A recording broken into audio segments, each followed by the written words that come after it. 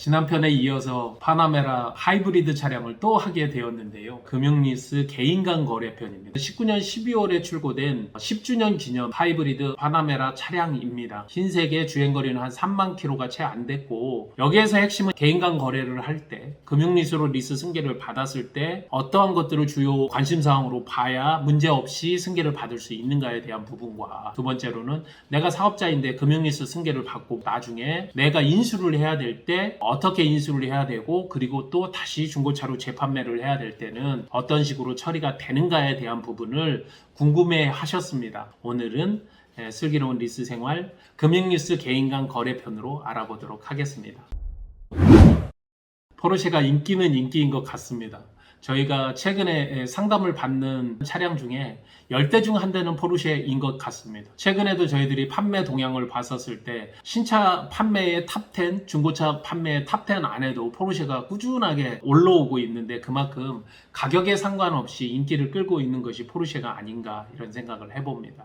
그 이유야 신차가 대기기간이 1년에서 길게는 2년 넘게도 걸리고, 그리고 차량이 아무래도 독일산 차량으로 스포츠한 세단이기 때문에 좀 더 내가 스타일리시하게, 그리고 또 나의 드림카로 타고자 하시는 분들이 포르쉐 같은 스포츠 차량들을 많이 찾고 있으신 것 같습니다. 오늘 본인의 드림카이면서 이 차를 내가 좀 타봐야 되겠다, 장문의 상단가를 주신 고객님의 차량입니다. 포르쉐의 어디 동호회이거나 아니면 일반 개인 매물을 직접 보시고 실제 리스 상환 스케줄 표까지는 받아서 저희한테 보내주셨어요. 차량 금액으로는 1억 4,200 중에 금융리스 남은 금액을 안고 현금으로 나머지 1억 3천 30만 원 정도를 주는 조건으로 내가 인수를 해도 되겠느냐라는 것입니다. 자, 이렇게 좋은 차를 승계를 받아야 된다. 여기 이렇게 조건대로 1억 4,200.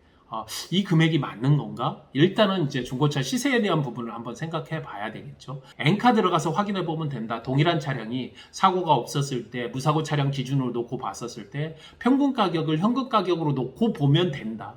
리스도 역시 마찬가지다. 운용리스나 금융리스 할 것 없이 중고차 시세 기준으로 내가 인수를 할 때에는 이 금액 기준으로 놓고 보면 된다. 일반적으로 19년 12월에 흰색에 3만 킬로가 채 안 탄 차량은 1억 6천 정도 수준에서 매매가 되면 되는 차량이 아니냐. 1억 6천에 현금가라면 1억 6천을 좀 더 줘도 돼요. 왜 그러냐면 10주년 기념 차량이거든요. 10주년 기념의 파나메라 차량입니다. 신차 금액이 일반 차량보다 금액이 한 1,000여만 원 정도가 더 높아요. 한 1,500만 원 정도가 더 높습니다. 제가 볼 때는 개인 간 거래로 봤었을 때 중고차 딜러 거래보다는 낮은 금액, 괜찮은 금액이다, 일단은 이야기를 드릴 수 있습니다. 그러면 금액은 괜찮다. 그러면 하자는 없는가를 당연히 봐야 되겠죠. 하자 없는가를 보려면 두 가지로 봐야 돼요.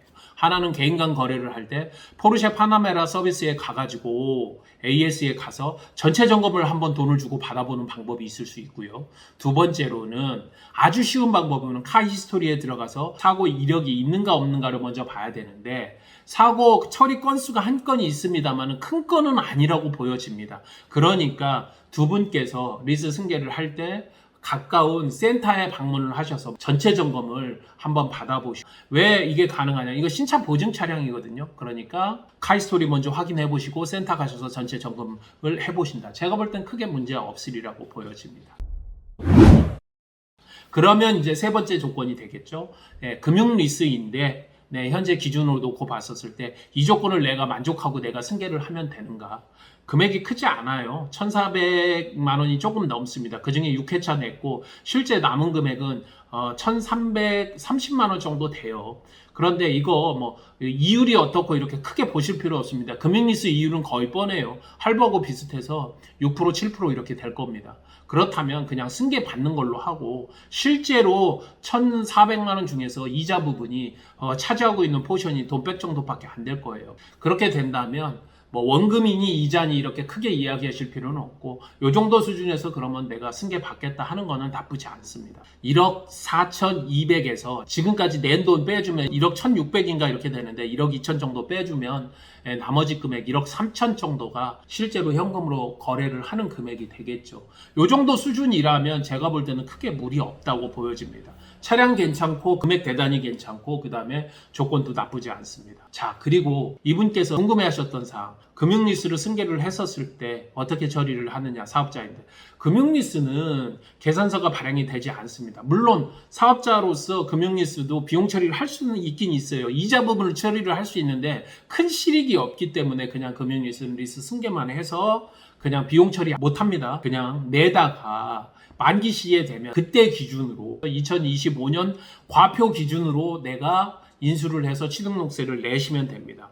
수도권이라면 7%, 채권 1%에서 8% 내시면 되는데 그때 기준으로 놓고 보면 대략 제가 볼 때는 현재 기준에서 한 50% 정도 빠졌다 그러면 5천에서 6천 정도 사이고 한 400만 원 정도 될 것 같아요. 어차피 인수를 할 때는 그냥 해서 취등록세 내시면 이제 내 차가 되는 거거든요. 중고차 시세는 그때 봐야 되겠습니다만은 지금 뭐 1억 6천 정도 하는 차량이니까 그때 되면 주행거리가 많지 않고 사고가 없다면 다시 중고차로 재판매를 하실 때는 최소한 1억 이상은 받으실 수 있을 거다. 그러면 내가 바로 판매를 하는 경우 승계를 받았다가 취등록을 하고 바로 판매를 하는 경우에는 사업자로서의 처리를 비용 처리를 하지 않았잖아요. 그러면 비사업용 사실하고 있어 사업자로서 비용 처리를 하지 않았다는 내역을 증빙하면서 거래를 하는 세무법인 아니면 세무사의 확인 도장을 찍어서 중고차를 판매하는 업체에 제출을 하시면 내가 세금계산서를 발부할 필요는 없다. 그러니까 걱정 안 하셔도 되고요. 단 내가 인수를 했어요. 그리고 나서부터 자산으로 등록해서 감가상각을 하거나 아니면 비용 처리를 했다 하면 그때부터는 세금계산서를 끊어야 되니까 그때는 꼭 이것이 이득인가 아닌가를 놓고 생각을 하시기를 바랍니다. 되도록이면 큰 금액을 오랜 동안 비용 처리를 할 예정이 아니라면 그냥 비용 처리하지 마시고 중고차로 매매를 하는 것이 오히려 더 이득이시다라는 이야기를 드립니다. 개인 간 거래에서 금융리스인 경우 중고차 시세 기준으로 해서 넘겨받는다. 일반 거래와 그 다음에 중고차 딜러의 차량을 매매했었을 때 중간 정도 가격이 되느냐 한번 확인하시고 신차 보증이나 차량에 대해서 개인 간 거래를 할 때는 정확하게 차량 상태를 확인하는 것이 좋다. 그래서 센터에 가셔서 확인하시거나 그 전에 카이스토리를 통해서 사고 이력이 있는지를 확인하시는 거 좋고요. 세 번째로는 무늬만 리스 승계 같은 경우에는 이율이 크게 차지하지는 않으니까 전체 금액에서 남아있는 금액 정도 빼시고 하시면 되고 넘겨주시는 분께서 이자 부분은 뒷자리 정도 정리해 주시거나 1, 200 정도 더 정리하시면서 거래 관계를 끝내면 좋겠다. 그러면 깔끔하게 정리가 될 수 있습니다. 금융리스는 비용 처리가 되지 않는다. 만기가 되었을 때는 이전을 해서 중고차 판매를 해야 되고 그때까지 비용 처리를 하지 않았으니까 세금 계산을 끊지 않아도 되는데 내가 이전을 한 이후에 비용 처리를 했다면 그때는 세금 계산서를 끊어줘야 된다. 이것이 오늘의 핵심입니다. 자, 좋은 차 잘 선택하셔서 본인의 드림카 꼭 잘 타고 다니시고 이러한 부분도 여러분들께 조언해드릴 수 있으니까 언제든지 연락 주시면 저희들이 조언 한마디 보태도록 하겠습니다. 감사합니다. 슬기로운 리스생활 시카TV의 정준환이었습니다.